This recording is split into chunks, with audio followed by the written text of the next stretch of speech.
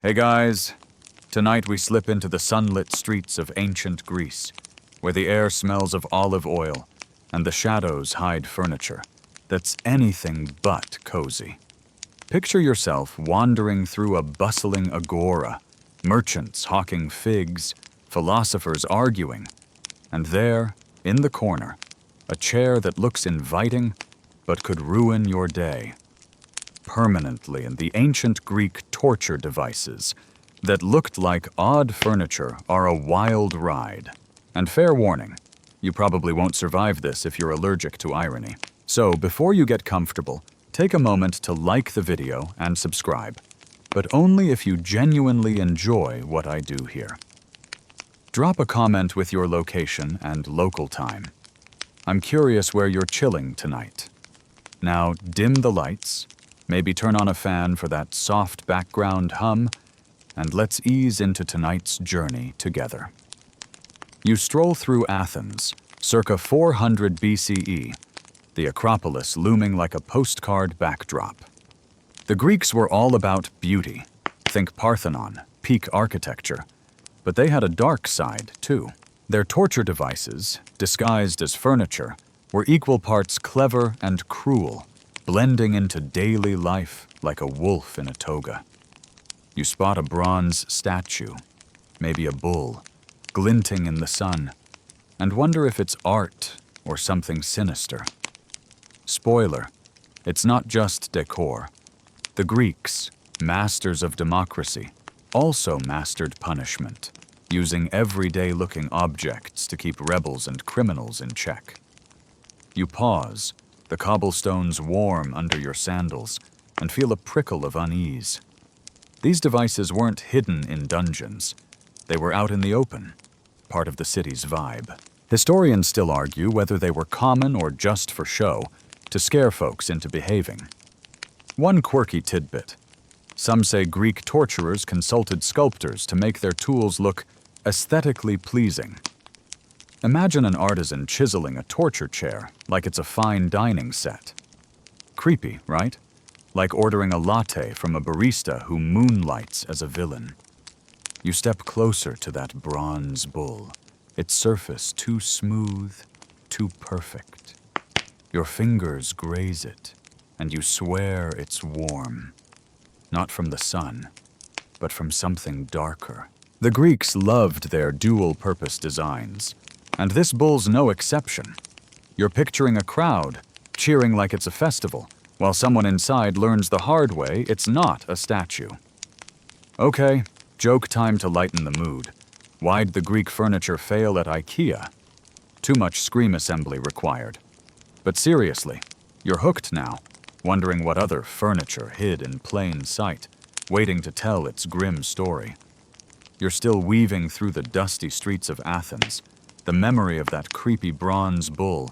Yep, the one that felt too warm, sticking to you like olive oil on your fingers. The agora's buzzing, with vendors shouting and stray dogs dodging your sandals, but your eyes are locked on that bull, glinting like it's got secrets. You're not just passing by anymore. You're about to step up close to the brazen bull, a torture device that roasts victims while posing as a fancy statue. This thing's the star of Greece's twisted furniture show, and it's about to get real. You edge closer, the bull's polished surface catching the midday sun, and picture Greece around 550 BCE, when tyrant Phalaris of Acragas supposedly commissioned this beast. Historical fact: Phalaris ruled Sicily's Greek colonies with an iron fist, and the brazen bull was his pride and joy, built by artisan Perolaos. You're imagining a hollow bronze bull, big enough for a person to fit inside, with a trap door and pipes that turned screams into eerie moos. They'd light a fire underneath, roasting the victim while the crowd heard only bovine lowing. It's like a BBQ with the worst possible guest list. You pause, the air thick with the scent of roasted chickpeas from a nearby stall, and feel your stomach twist. The bull's design was genius, torture disguised as art, blending into temples or plazas. Historians still argue whether Phalaris really used it, or if later Greeks exaggerated to trash his rep. But the story's too vivid to dismiss. One quirky tidbit. Legend says Perillaios tested the bull himself, courtesy of Phalaris, who wasn't thrilled with the pitch. You're picturing Perillaios, all proud, climbing in, only to realize he's the demo model. Ouch! Like pitching a shark tank and becoming the bait. You reach out, your hand hovering near the bull's flank, half expecting heat. You're seeing a victim, let's call him Damon, trapped inside, his cries warped into moos while onlookers cheer, thinking it's a ritual. The cruelty's in the disguise. It's furniture, but deadly, like a coffee table that bites. You're wondering how anyone slept after seeing this in action. Did they shrug, like, cool statue, bro? It's giving haunted antique shop vibes, and you're not signing the guest book. You step back, the agora's noise fading, and feel the bull's stare. Okay, it's bronze, but still. Joke time, because this is grim. Why'd the bull get bad reviews? Too hot for comfort. But for real, you're starting to see how the Greeks normalized this horror, hiding torture in plain sight. You glance around, spotting a wooden bench that looks a bit too sturdy. Is it just a seat, or another trap? What else in this city's playing innocent while hiding a darker purpose? You're still meandering through Athens' sun-baked agora, the brazen bull's eerie moo. Remember that bronze barbecue? Still ringing in your ears like a bad jingle. The market's alive with chatter, the scent of fresh bread mixing with dust. But your gaze snags on a wooden structure, rough-hewn and deceptively simple, tucked between stalls. It looks like a bench, maybe for philosophers to pontificate on, but something's off. You're about to meet the wooden horse, a torture device masquerading as a harmless seat, ready to trick anyone who lingers too long. Buckle up! This one's a sneaky kind of cruel. You sidle closer, the wood worn smooth by time or touch, and picture Greece around 450 BCE, when city-states like Athens were flexing their democratic muscles. Historical fact: this was the era of the Peloponnesian War, when Athens and Sparta duked it out, and public punishments were a grim spectator sport. The wooden horse wasn't a kid's toy or a Trojan War callback. It was a torture tool, a sharp-angled bench where victims were forced to straddle, their weight pressing against jagged edges. You're imagining a rebel, let's call her Thalia, tied to it, her legs screaming as the bench bites, while passers-by barely glance up from their figs. You pause, the agora's hum fading, and feel a twinge of dread. The horse's genius was its banality. It blended into public spaces, looking like a place to rest. Historians still argue whether it was a common punishment or reserved for high-profile troublemakers, but its simplicity made it terrifyingly accessible. One quirky tidbit. Some accounts say torturers polished the horse to look inviting, like a cruel IKEA knockoff. You're picturing Thalia, lured by its smooth surface, only to realize it's a trap. It's like sitting on a cactus disguised as a cushion. 0 stars, do not recommend. Not. You run a hand along the wood, half expecting splinters, and imagine the scene. Thalia's there, grit-teethed, while a magistrate drones on about justice. The crowd's mixed. Some jeer, some wince, but most just shrug, like it's Tuesday's entertainment. You're wondering how people normalized this, passing a torture bench on their way to buy olives. Did they avoid eye contact, like dodging a street performer? The horse's design was pure deception, furniture with a vendetta, and you're not sure you'd trust any bench in Athens now. You step back, the market's noise creeping back in, and feel the weight of the horse's quiet menace. Joke time, because this is heavy. Why'd the horse flop as furniture? No one wanted that kind of back pain. But seriously, you're seeing how the Greeks wove torture into daily life, hiding pain in plain sight. You glance around, the agora's bustle feeling less friendly, and spot another odd piece. A chair, maybe? What other furniture is waiting to show its true colors? You're still weaving through the crowded agora of Athens, the sting of that wooden horse. Yep, the bench that bit like a cactus, still prickling in your mind as you dodge a cart of overripe melons. The sun's high, baking the cobblestones, and your eyes land on a sturdy iron chair parked near a fountain like it's waiting for a philosopher to muse on it. But something's wrong. Its surface glints with menace, not polish. You're about to plop down on the iron chair, a torture device that's anything but a cozy spot to sip wine. Hold tight. This one's got spikes and a serious attitude. You inch closer, the chair's metal cold despite the heat, and picture Greece around 400 BCE, when Athens was deep in its golden age, churning out plays and democracy. Historical fact. This was also when public punishments were a civic flex, showing off justice to keep the masses in line. The iron chair was a star player. Think a throne studded with spikes, sometimes heated, where victims were strapped for hours or worse. You're imagining a thief, let's call him Cleon, bound to it, the spikes digging in as he grits his teeth, while a crowd gawks like it's a street performance. You pause, the fountain's splash barely registering, and feel a chill that's not from the water. The chair's design was pure evil, disguised as a seat of authority. Historians still argue whether it was used often or just rolled out to scare folks into paying taxes, but its reputation was fierce. One quirky tidbit. Some say the spikes were arranged in patterns, like a sadistic mosaic, to maximize pain without killing too fast.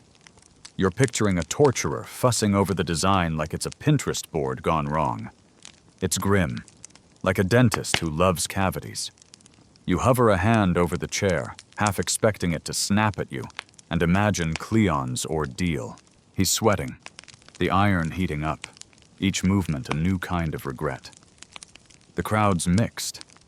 Some shout insults, others whisper prayers, but most just watch, like it's Netflix before electricity. You're wondering how anyone justified this. Did they call it justice, or just a bad day at the office?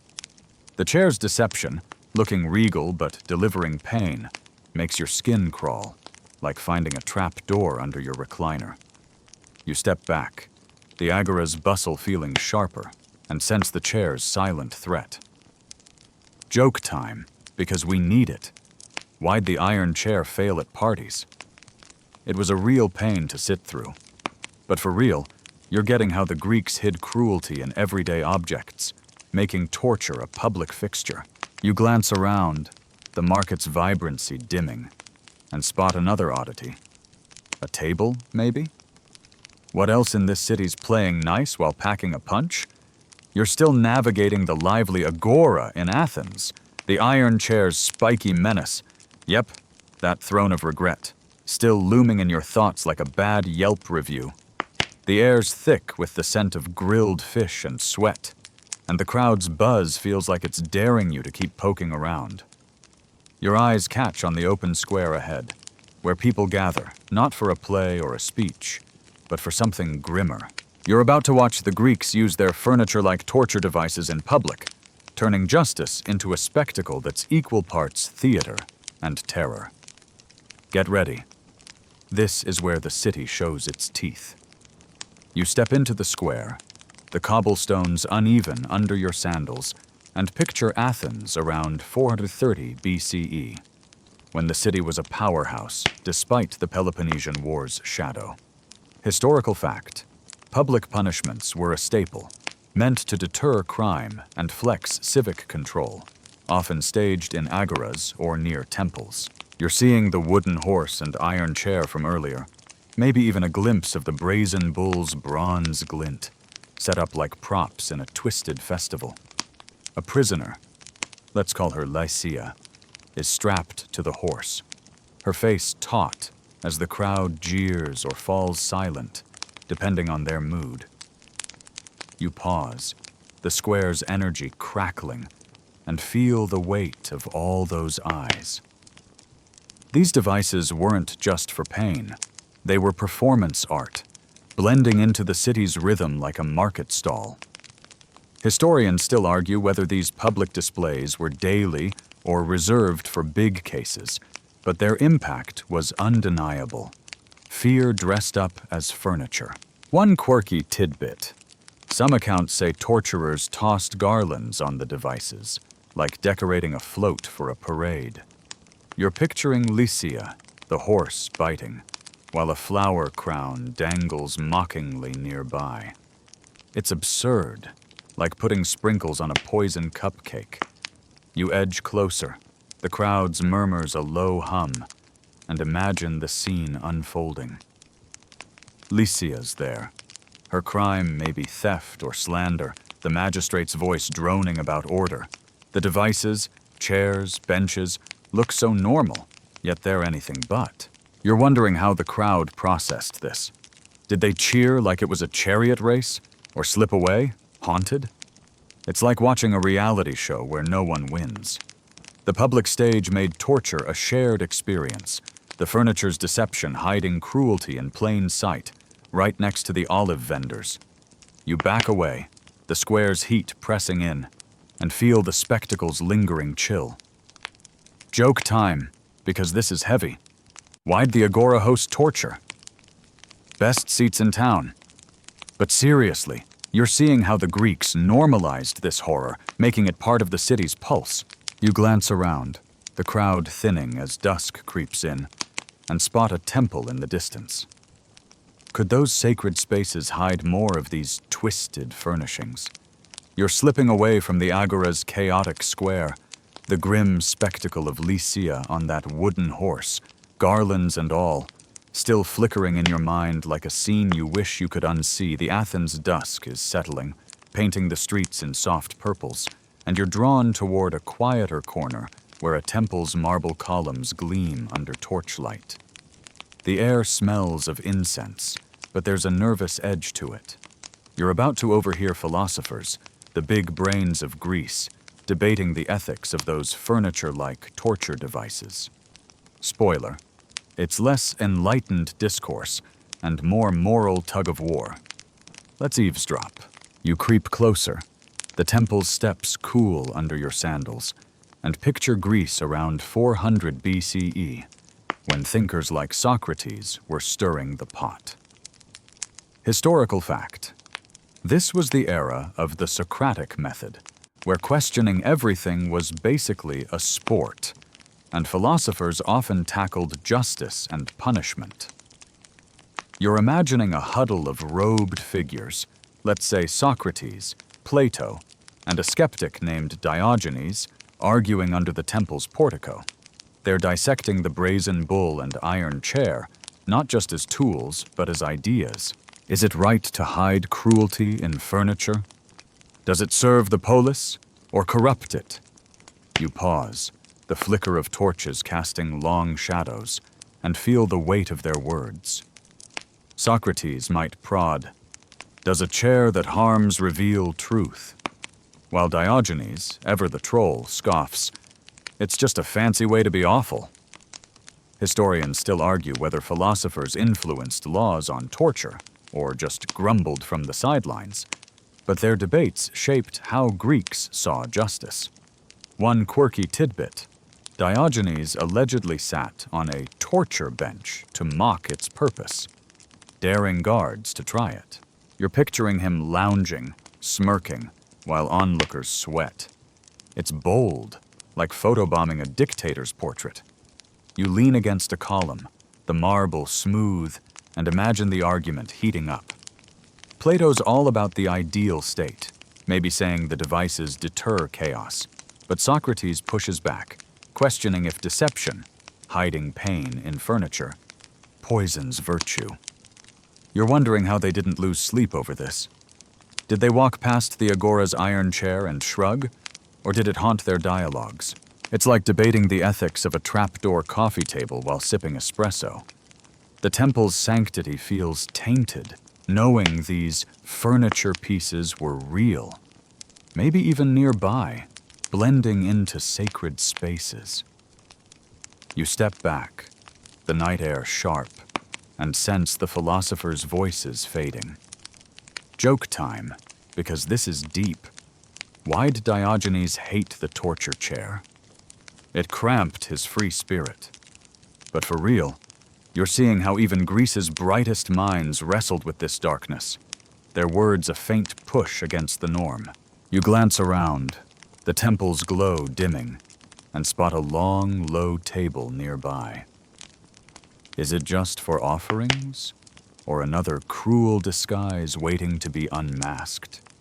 You're slipping away from the temple's flickering torchlight, the philosopher's debate, Socrates poking at the ethics of torture furniture like it's a logic puzzle, still buzzing in your ears like a mosquito you can't swat.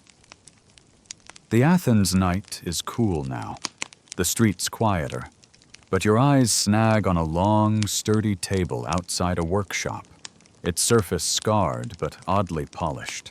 It looks like a place to serve a feast, but something's off, like it's hiding a secret.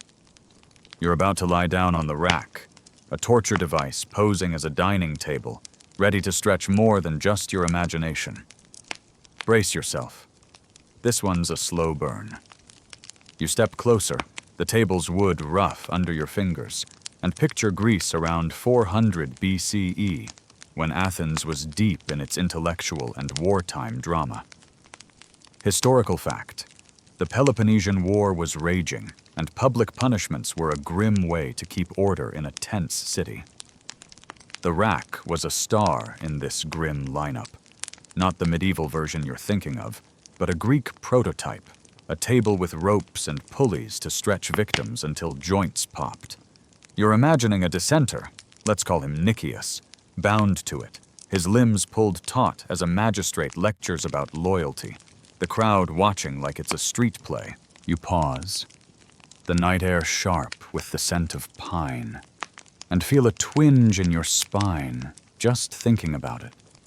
The rack's disguise was its charm. It looked like a banquet table, inviting until the ropes came out. Historians still argue whether it was a common tool or a rare scare tactic, but its simplicity made it sinister. Every household had a table, so why not weaponize one? One quirky tidbit: some say Greek torturers carved decorative patterns into the wood, like a cruel tablescape. You're picturing Nicias, staring at a carved vine as his shoulders scream, the artistry almost mocking. It's twisted, like a chef plating poison with a garnish. You run a hand along the table, half expecting it to creak with malice, and imagine lying there yourself. Nicias is strapped down, the pulleys creaking, each turn a new kind of agony while the agora's usual hum drones on nearby. You're wondering how people walked past this, grabbing bread or gossip without flinching. Did they see a table or a torture device? The deception's chilling, like finding out your picnic bench moonlights as a guillotine.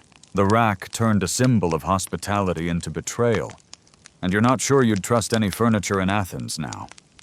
You step back, the workshop's glow fading, and feel the table's quiet threat linger. Joke time, because this is heavy. Why'd the rack flop at dinner parties? It stretched the guest list too far. But seriously, you're seeing how the Greeks blurred the line between home and horror, making torture feel domestic.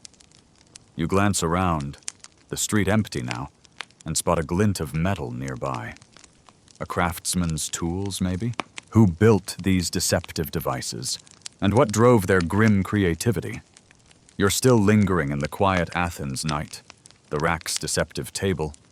Yep, the one that stretched Nicias like a bad yoga class, still casting a long shadow in your mind. The street's empty now, save for the faint glow of a workshop where hammers clink against metal, drawing you like a moth. You're not just passing by anymore. You're about to meet the craftsman of cruelty, The artisans who built these torture devices with the flair of furniture makers. Their tools shaped the brazen bull and iron chair, and you're about to peek into their grim creative process. Hold on. This is where skill meets sinister. You step toward the workshop, the air sharp with sawdust and molten bronze, and picture Greece around 400 BCE, when craftsmanship was a point of pride. Historical fact: Athens was a hub for skilled artisans, from potters painting black figure vases to sculptors carving gods for the Parthenon. But some turned their talents to darker ends, crafting torture devices that looked like they belonged in a noble's dining room. You're imagining a craftsman.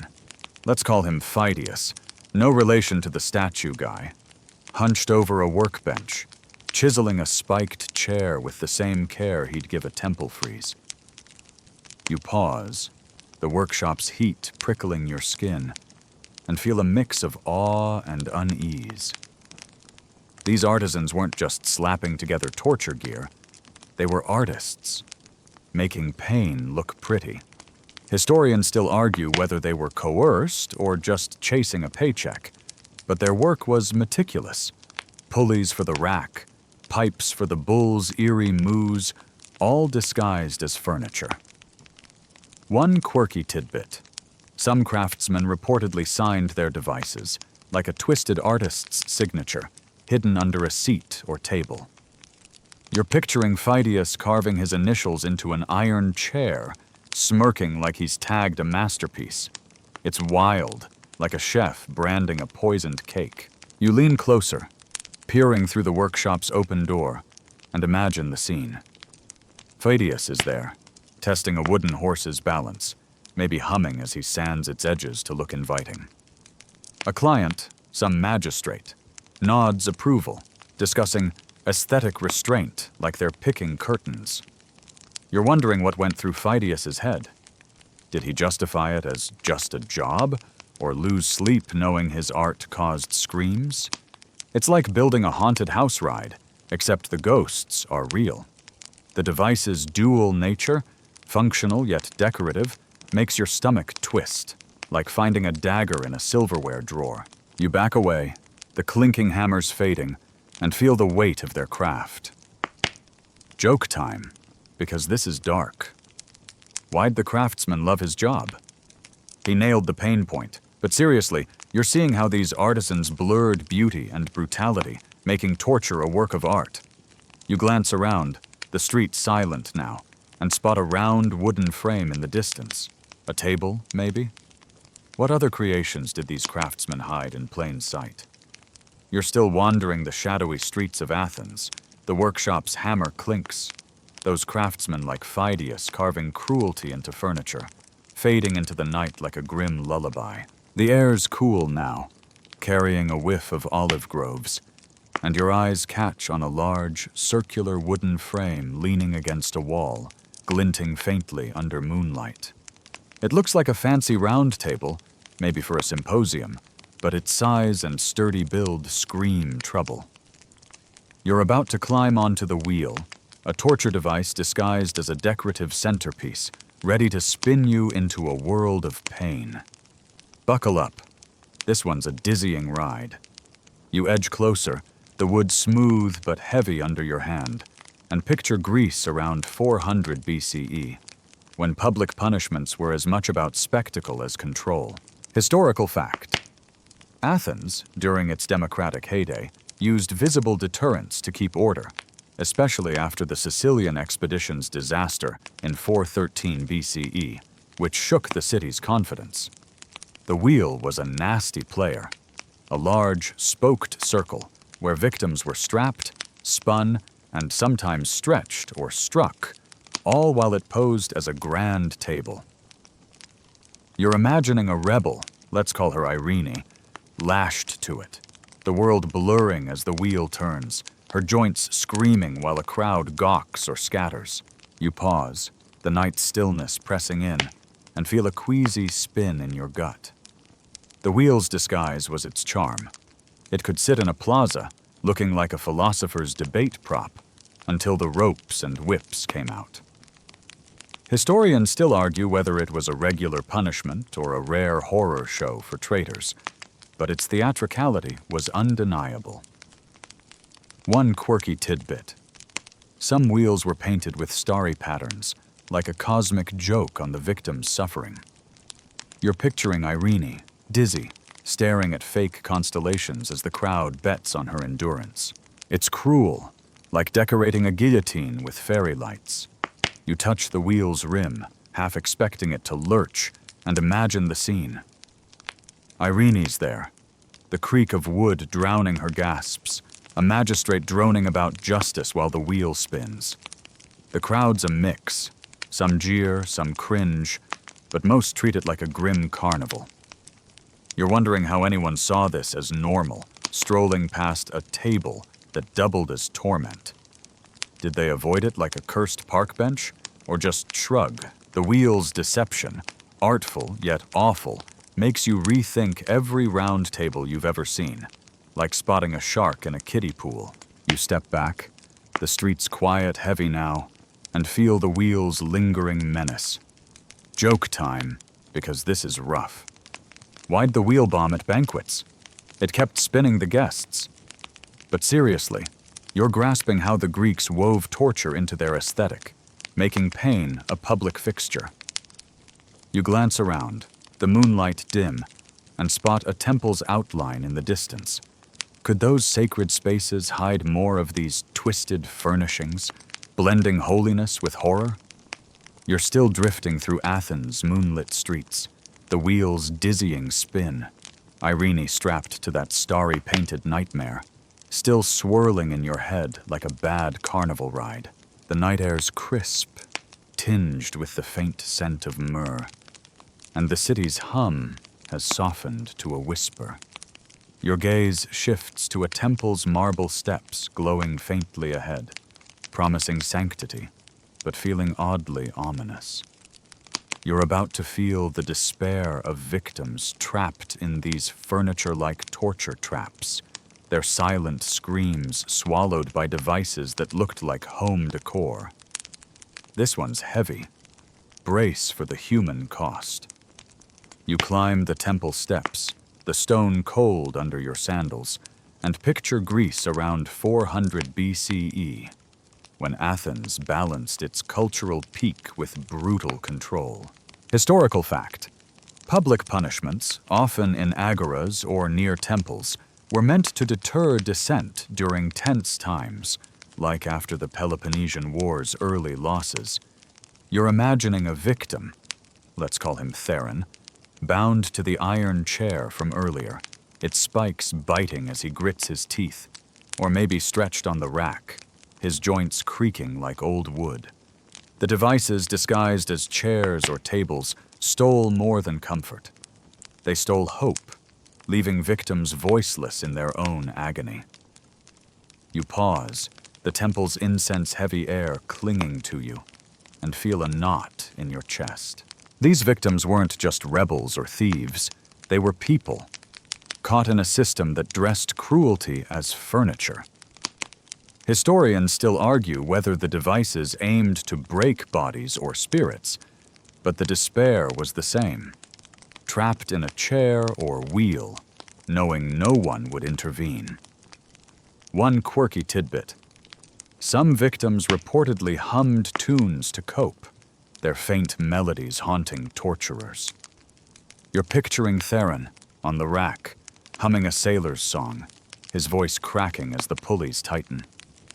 It's heartbreaking, like a bird singing in a cage. You lean against a column, the marble smooth but unyielding, and imagine Theron's world shrinking to pain and silence.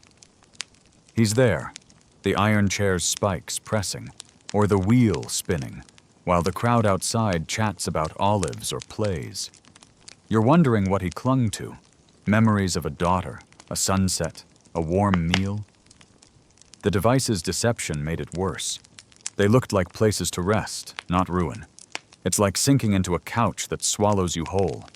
You're aching for Theron, for Lycia, for all of them, their pleas lost in the city's bustle, muffled by the very furniture that betrayed them. You step back, the temple's glow dimming, and feel their despair like a weight. Joke time, because this is crushing. Why'd the victims hate the furniture? It was the worst home makeover ever. But seriously, you're seeing the human toll of these traps, how they turned trust into terror. You glance around, the night thick now, and wonder about the temples themselves. Were these sacred spaces complicit, hiding more of these cruel disguises behind their holy facades? You're still standing on the temple's marble steps in Athens, the weight of Theron's despair, humming his sailor's song on that spiked iron chair, clinging to you like damp cloth. The night's deep now, the air heavy with incense and something darker, and the temple's columns loom like silent judges. You're not just mourning victims anymore. You're about to uncover how these sacred spaces hid torture devices, furniture like traps tucked among altars and offerings. The gods might be watching, but they're not talking, and you're stepping into a holy horror show. Let's go. You glide inside, the temple's cool air brushing your skin, and picture Greece around 400 BCE, when religion and civic life were two sides of the same drachma. Historical fact. Temples, like those dedicated to Athena, weren't just for worship. They were community hubs, hosting everything from festivals to trials. You're imagining a back room, shadowed by flickering oil lamps, where a device, maybe the wooden horse or a spiked bench, sits quietly, disguised as a ritual seat. A prisoner, let's call her Chloe, is bound to it, her cries muffled by sacred chants, while priests nod like it's all part of the divine plan. You pause, the scent of myrrh tickling your nose, and feel a chill that's not from the stone. The temple's sanctity made it the perfect cover. Who'd suspect torture in a house of gods? Historians still argue whether priests actively used these devices or just turned a blind eye, but the secrecy was airtight. One quirky tidbit. Some temples reportedly had sacred chairs for purification rites, which might have doubled as torture tools. You're picturing Chloe, strapped to a spiked seat, a priest muttering about cleansing her soul while the spikes dig in. It's grim, like a spa day designed by a sadist. You move deeper, the altar's glow casting eerie shadows, and imagine the scene. Chloe's there, the horse's edges cutting, her crime maybe defying a decree. The temple's quiet, save for her stifled gasps and the priest's low hymns. You're wondering how the faithful reconciled this. Did they see it as justice, or avoid the back rooms altogether? The device's disguise as furniture, even here, feels like betrayal, like finding a trap door under a prayer rug. It's giving haunted cathedral vibes, and you're not sure you'd light a votive candle here. You back toward the entrance, the temple's warmth fading, and feel the weight of its secrets. Joke time, because this is heavy. Why'd the temple hide torture? It had divine interior decorators. But seriously, you're seeing how even sacred spaces were complicit, blending worship with cruelty. You glance outside, the night thick, and spot a path leading to a rugged hill. Could Sparta, with its brutal aesthetic, have put its own spin on these deceptive devices? You're slipping out of the temple's incense-heavy shadows, the image of Chloe bound to that sacred torture bench. Yep, the one masquerading as a holy seat, still clawing at your thoughts like a bad dream. The Athens night is crisp, the stars sharp overhead, and you're drawn toward a rugged path leading south, where Sparta's harsh lands await. The air feels tighter, like it's bracing for something brutal. You're about to see Sparta's take on furniture-style torture devices, where pain meets their no-nonsense aesthetic. This is grim minimalism at its worst.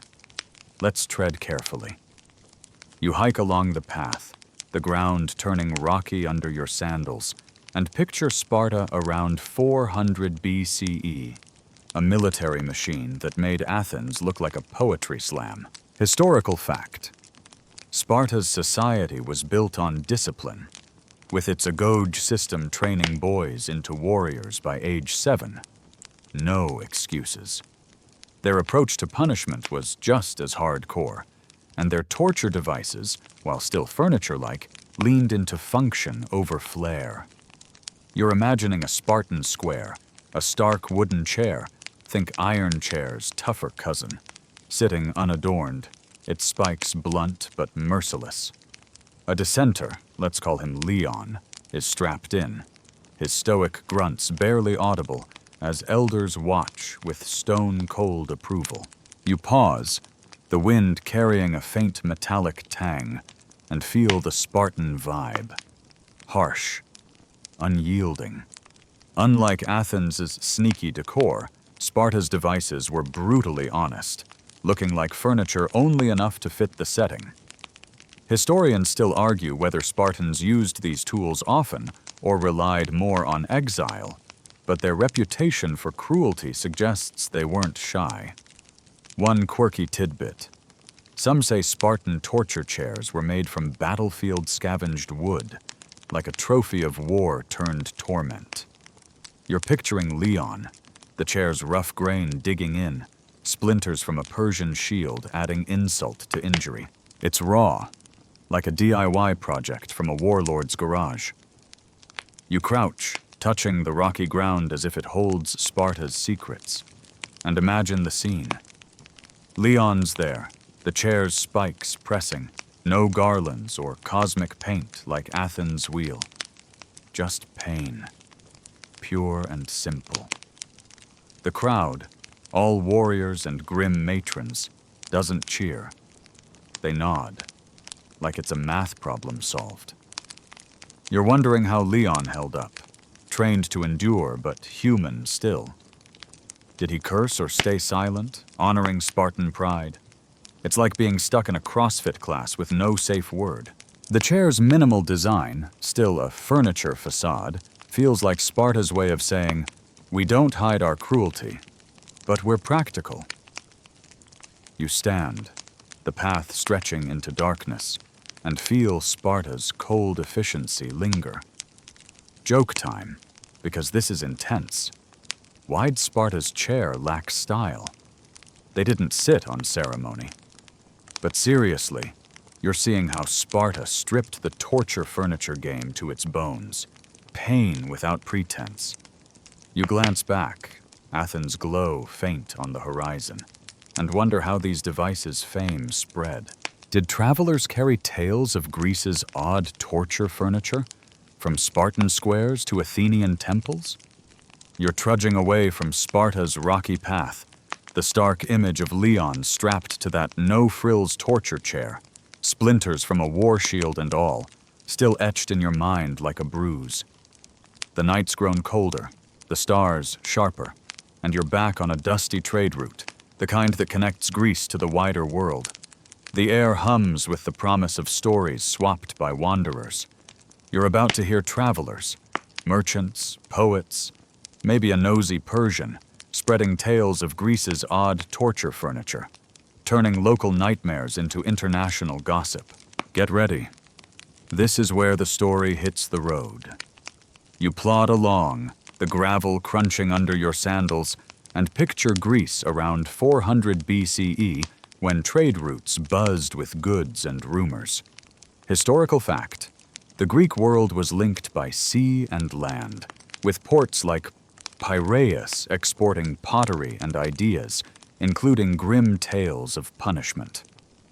You're imagining a merchant, let's call him Darius, a chatty guy from Lydia, sipping wine at a roadside inn, regaling locals with stories of Athens' brazen bull and Sparta's brutal chairs. His audience leans in, half horrified, half thrilled, as he describes the wheel's starry paint or the rack's table-like deception, making Greece sound like a land of twisted carpenters. You pause, the night's chill nibbling your ears, and feel the spark of those stories spreading. These travelers didn't just share facts. They spiced things up, turning devices into legends. Historians still argue whether foreign accounts, like Persian or Egyptian chronicles, exaggerated Greece's torture furniture to paint them as barbarians. But the tales took root. One quirky tidbit: a Phoenician trader reportedly claimed the iron chair was cursed, its spikes drinking pain to feed dark gods. You're picturing Darius, eyes wide, swearing he saw the chair glow red in Athens' agora. Its tall tale energy, like claiming your IKEA shelf is haunted. You crouch, tracing a finger in the dirt as if sketching the wheel, and imagine Darius's story rippling outward. He's at another inn, now in Corinth, describing Leon's stoic suffering or Chloe's temple-bound torment, the furniture angle making it extra juicy. Chairs and tables that bite. You're wondering how much was true. Did Darius see the rack himself? Or just hear it from a drunk sailor? It's like playing historical telephone, each retelling adding flair. The device's furniture-like disguise fueled the hype, turning Greek justice into a traveling horror show, whispered from Tyre to Thebes. You stand, the trade route stretching into shadow, and sense the tale's lingering power. Joke time, because this is wild. Why'd the gossip travel fast? It had wheels like the torture table. But seriously, you're seeing how these stories shaped Greece's rep, making their devices infamous beyond borders. You glance around, the night quiet but alive with whispers, and wonder what's left of these tools. Are there relics out there, buried, waiting to prove the travelers' tales weren't just hot air? You're still plodding along this ancient trade route, the echo of Darius's wild tales, chairs that drink pain, wheels with starry paint, fading into the night like campfire smoke. The stars are your only guide now, the air cool and gritty with dust, and you're imagining a shift from stories to something tangible. You're not chasing gossip anymore. You're digging through the earth, unearthing archaeology's strange finds, relics of furniture that doubled as torture devices, whispering proof of Greece's grim ingenuity. Grab your trowel. This is where the past gets dusty and real.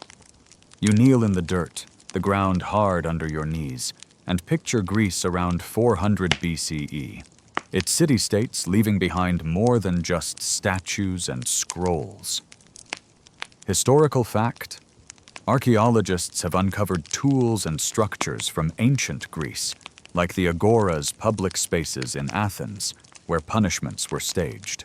You're imagining a dig site, maybe near Corinth or Delphi, where a team brushes away centuries to reveal a spiked iron frame or a heavy wooden slab with suspicious grooves.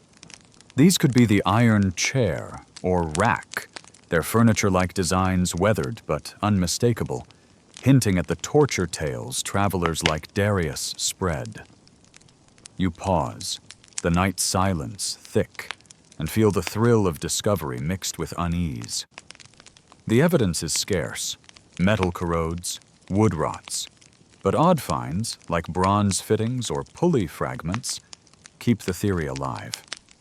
Historians still argue whether these relics were torture devices, ritual props, or just quirky furniture, but their context near public squares or temples feels too coincidental. One quirky tidbit: a 19th century dig in Sicily reportedly found a hollow bronze fragment, possibly from a brazen bull, though skeptics called it a fancy cauldron. You're picturing an archaeologist holding it, half expecting a ghostly moo, like unboxing a cursed antique. You scrape at the dirt, as if you're on the dig, and imagine unearthing a piece of the wooden horse, maybe a jagged edge with faint carvings, like the ones that bit Lycia. You're seeing Theron or Irene, their stories etched in these relics, their pain outlasting the crowds that watched. You're wondering what it'd be like to touch the iron chair's spikes, now dulled by time, or trace the rack's pulley grooves. It's like finding a haunted heirloom in your attic, whispering of a past that's both foreign and familiar. The device's furniture disguise makes the finds eerier, blurring the line between home and horror. You stand, the trade route fading into shadow, and feel the relic's quiet weight. Joke time, because this is heavy. Why'd the dig confuse everyone? The furniture was too torturous to classify. But seriously, you're grasping how these fragments anchor the legends, grounding travelers' tales in something solid. You glance around, the stars soft now, and wonder how these devices slipped from reality to myth. Are they still out there, buried, or have they dissolved into Greece's storytelling haze? You're still standing on this dusty trade route, the faint thrill of those archaeological finds, spiked frames and grooved slabs, slipping from your grasp like sand through your fingers. The night's grown softer, the stars a gentle blur, and the air carries a quiet that feels less like a threat and more like a sigh. You're not digging for relics anymore. You're watching these torture devices, once real or feared, fade into the mythic haze of ancient Greece, their sharp edges smoothed by time and storytelling. This is the end of the road, where furniture and fear blur into legend. You wander forward, the path barely visible under moonlight, and picture Greece after 300 BCE, when the classical era gave way to Hellenistic sprawl. Historical fact: Alexander the Great's conquests shifted Greece's center, and old Athenian and Spartan ways, including their public punishments, faded under new powers. The brazen bull, iron chair, and wheel, whether real or exaggerated, became tales told by poets and scribes, their furniture-like deception making them perfect for epic yarns. You're imagining a marketplace storyteller, centuries later, spinning a saga of a cursed table, the rack, maybe, that stretched heroes until they confessed divine secrets. You pause, the night's cool breath brushing your skin, and feel the shift from history to myth. The devices didn't vanish. They transformed, living on in fables where chairs bite and tables spin. Historians still argue whether these torture tools were widespread or just propaganda, amplified by travelers like Darius to spook rivals. But their grip on the imagination is ironclad. One quirky tidbit: a Hellenistic poem describes a singing bull that traps a thief, clearly riffing on the brazen bull's mooing pipes. You're picturing listeners, wide-eyed, as the poet mimics a bronze bellow, turning torture into theater. It's poetic, like a ghost story remixed for a bard's lute. You sit, the ground soft beneath you, and imagine Theron, Lycia, and Leon, their real pain now archetypes in a mythic tapestry. The iron chair becomes a throne of betrayal, the wheel a cosmic cycle of suffering. You're wondering if the Greeks themselves believed the tales, or if they winked at the exaggeration, knowing the truth was grim enough. The furniture angle, chairs, tables, benches, made the stories stick, turning everyday objects into symbols of dread, like a nursery rhyme that hides a darker truth. It's giving Once Upon a Time with a side of goosebumps. You lie back, the stars a faint canopy, and let the myths settle around you. Joke time, because we're winding down. Why'd the devices turn legendary? They had killer curb appeal. But seriously, you're seeing how Greece's torture furniture outlived its makers, weaving fear into the cultural fabric. You close your eyes, the trade route fading, and feel the story dissolve into a dreamy haze, ready to carry you to sleep. The night is gentle now, a soft cradle of stars and whispers, the trade route blurring into a distant hum, like a fan spinning far away. You're safe, wrapped in the quiet, the sharp edges of chairs and wheels softening into shadows that can't touch you. No more spikes, no more spinning traps, just the slow rise and fall of your breath, guiding you to rest. Greece's myths are just that now, stories told to thrill, their truths buried or reshaped, leaving only echoes to lull you. Let the dust settle, the stars dim, and the silence become a warm embrace. Drift off, knowing the past is far behind, and sleep is waiting, soft and sure.